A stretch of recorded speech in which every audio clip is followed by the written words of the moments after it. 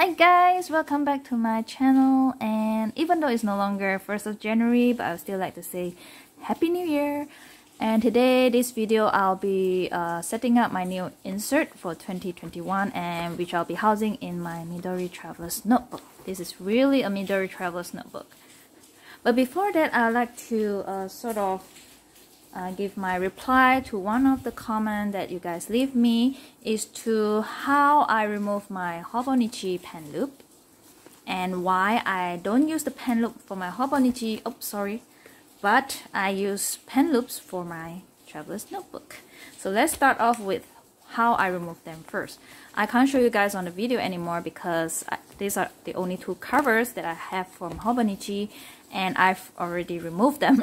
But I'll explain how I did it. Now, as you can see here, I did not cut off the pen loop. Instead, I removed the stitching. And if you guys have I should take this off. If you guys have the sewing tool, one of the sewing tool, you know that you can pick on the thread. I think you can use that. I think it'll be easier. But for me, I do not have that, so I use a scissor instead. And I use this EK tool scissor because it has a very pointy and sharp tip. And one thing good about this scissor is that you can cut from the base till the tip. You know, some of the scissors, they are pretty blunt on the tip, and you can only cut it like at the middle part of the scissor. So I don't think that's a good choice to use for your Hobonichi if you want to remove the pen loop stitching. Oopsie. Okay, so here I just use the scissor, find a spot. I normally start off with here, and I pick on the thread. Literally, I pick on the thread this way, and if it needs to be cut, I will of course just cut it off. Else I'll just pick on it, and the thread came off quite okay. I won't say easily, but it needs a few try, and it needs some skills and some eyesight power, because the thread and the cover colors are very similar. So it's a very high risk to accidentally poke your cover, create a hole in your cover. But luckily, I managed to get it off without much trouble. The only more challenging part is the starting or the ending of the sewing, where it has, it creates some knots here, a few layer of threads here, so you need a bit of a few try to get all the thread off. But once I think you started off until halfway, the stitching will be loose enough for you to pull on your pen loops, and you'll be able to open this up, and you can cut. You can see sort of the sewing part, and you can actually cut it through, and it's faster that way to pull out your pen loops. So that's how I did it. I really like how it turns out. Even though it left this hole here, actually I can stitch it up if I want to, but well, I'm okay with this. So I'm just gonna leave it that way. There we go. And I started off at the back, so if anything happened at the time, at least it's at the back. But guys, really sincere advice I would give is, if you are not that particular about pen loops, even though you do not use them, sorry about the glaring, if you're not, if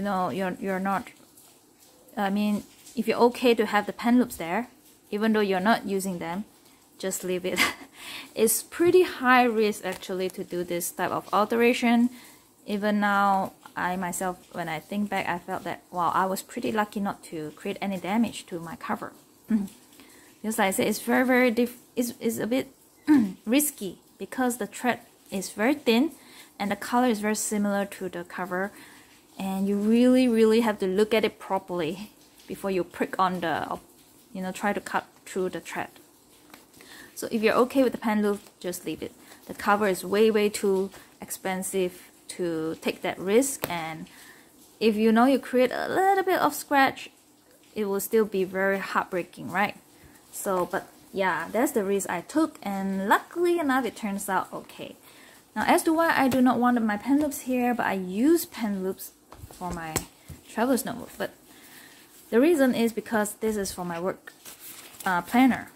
For my regular traveler's notebook, I do not use pen loop as well, right? Like the Midori ones or any others that I use for my personal journaling, I do not use pen loops. Only for my work related planner. So this is my to-do list. This is like my appointments and meetings and deadlines. And because at work I need to jot down things quickly, and I do not want to waste my time looking for a pen, because at work I'm a bit chaotic there. My tables are pretty messy. Yep. So I need to have a pen readily available if I want to jot something down quickly. So that's why I have the pen loops here.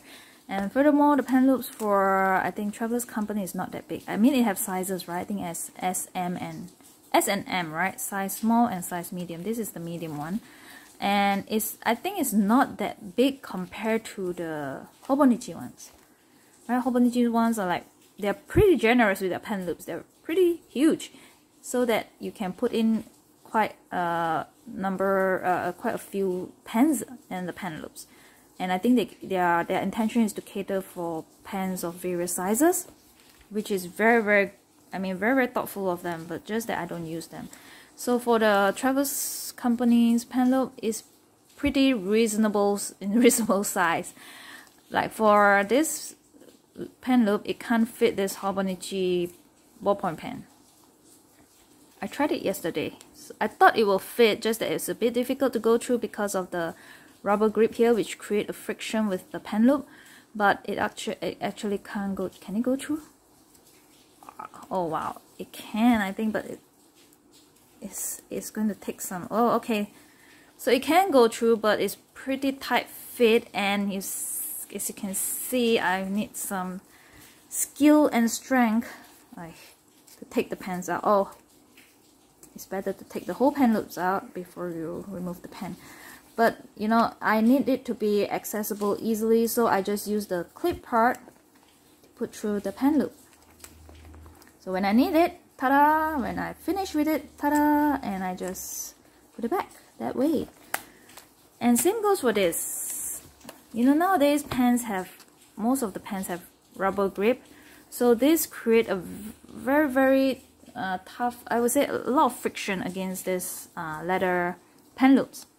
So normally I won't put the whole pen through, even though it fits. This will fit too. This is thinner than the Hobonichi ballpoint pen, but it still needs some, yeah. So it fits, but you need a bit of a skill to take it out, like I said. So I just use the clip for this one too, and yeah. So that's the reason why I have pen loops. What's wrong with this? That's the reason why I use pen loops for my work traveler's notebook, for my work planner, and not on my personal journal, or no planner, no personal planner here. Not for my Hobonichi, or not for my other journal, traveler's notebook. So okay, that's that. And so I think let's just start with setting up of my new insert. And I will be doing voiceover for that, as well as speeding up the process. Let's start. Okay, first I am going to break in my insert. And I felt that the Chic Sparrow's insert are a bit thicker compared to the Traveler's Company ones, but I'm not too sure. I didn't count the pages, and I didn't go and find out how many pages there is. I'm just gonna use it. And here I've taken out a few papers or memo pads that I want to use to deco my cover. First, I'm going to use this like a bill or invoice paper pad, which I am going to use the perforated cutter to tear out the paper. This perforated cutter is so convenient. I really like using this. And it create it does create a perforated cut lines. So it's easily, it gives you the lines that you can tear out the paper out easily. And next, I wanted to use this Tim Holtz glassine paper. I'm gonna tear out a piece, then I'm gonna tear it in half, and I'm gonna crumple it.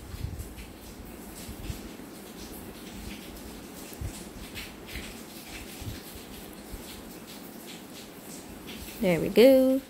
And I'm gonna stick it down using my glue stick. Yep.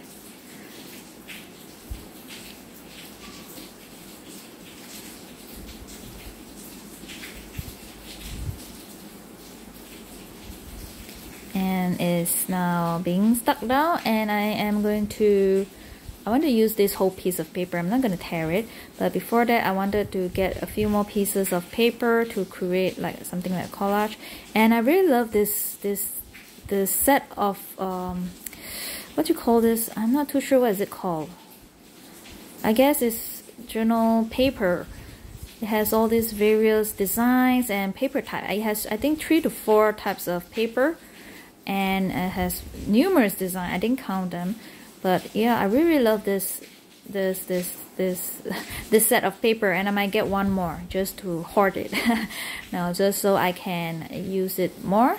Yep. So these are, I've narrowed down to these few pieces that I might want to use as part of the collage, and I've decided to use that white one with the red lines. And I think the color combination is quite okay with the light brown, the white, and the dark brown at the back. And here I took a piece of origami factory paper to form part of the collage, as well as the classic-y paper press card. Here I'm taking out my pencil to mark down where I want everything to be.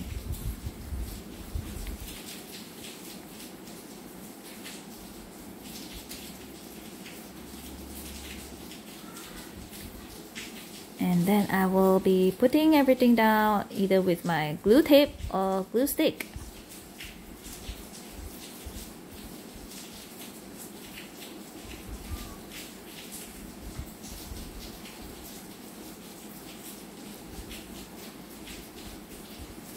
There we go. I want to ensure that it's straight. Yep, this is my OCD part, so it's straight. And then the next collage is the origami factory paper in this like a dark green or deep green color.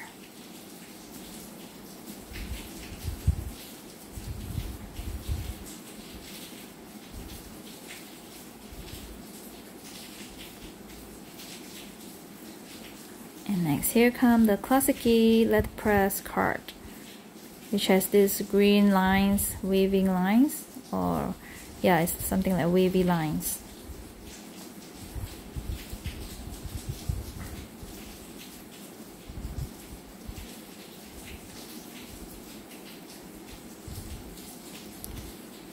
And next is this long strip of paper that has pre-printed design. Yeah, I really like this. The more I look at it, the more I like it, so I'm gonna get one more pack or 2 more maybe just to hoard them. I have lots of paper bags, and my New Year resolution is to stop buying things, but I should say stop buying stamps, right? And this piece of like a transparent paper is actually from this packaging. There's this box that I'm opening right now, and I think it looks awesome. I didn't show it on the camera, but later on, after I've recorded everything, I will stick that vellum paper down as part of the collage as well. Here I'm just gonna use one of the stamp to create a bit of a stamp layering.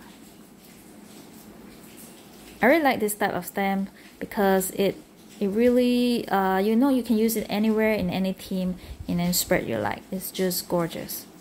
I have an unboxing video of this, which I think I may upload it maybe same day as today or tomorrow. We'll see about that. I need time to edit it. So here I'm creating some stamp layering with numerous stamps that I own. This is from Liha paper, yes. I like that it's, you know, the rubber, the material that the stamp use is the black color one. It looks very high class, and it's pretty. All these are Liha paper stamp. They actually have new release, you know, wording stamp, which is my favorite. But then I shouldn't be buying any more stamps. I have like really literally millions of them. Anyway, here I'm putting down some of these used stamps, postage stamps, to form part of my collage.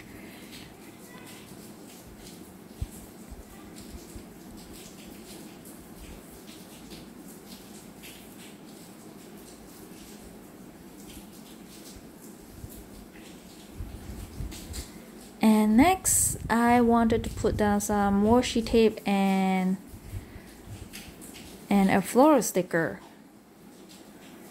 Now this floral sticker is from, what's the brand called? Lloyd Design, yes. And I did an unboxing video for this, but I didn't open up the washi tape to show you guys the design, but here you can see it. I've put them down in my sticker book. Yeah, so I've chosen this design, this like a grayish, light gray purple floral pattern. Yeah, but before that I'm gonna put down a piece of washi tape to form part of the background. And here we go.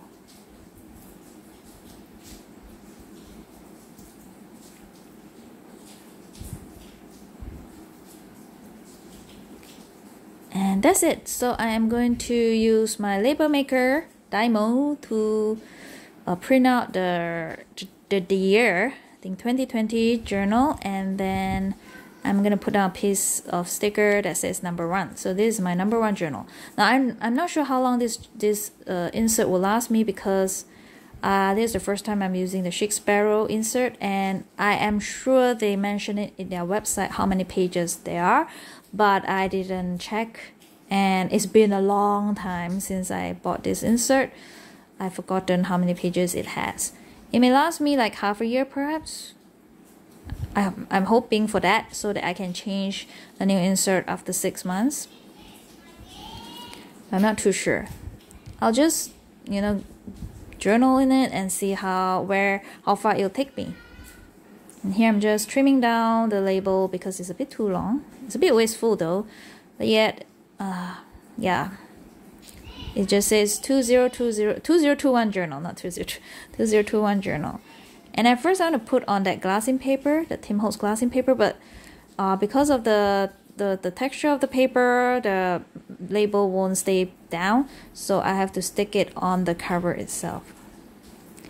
A bit of a challenge to peel off the backing, because I've cut off the part that the label created for you to peel it off. As you can see, it won't stay down, so I have to put it on the other side instead.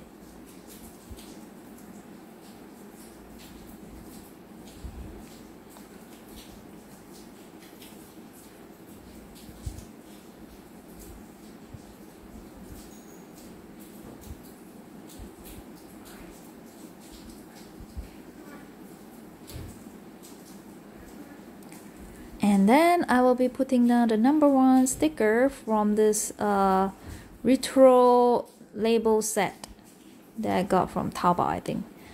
So to show that it's book number 1. And I will need to put a bit of a glue tape to put it down, because the sticker itself is not very sticky, and furthermore the glassine paper it's not helping either.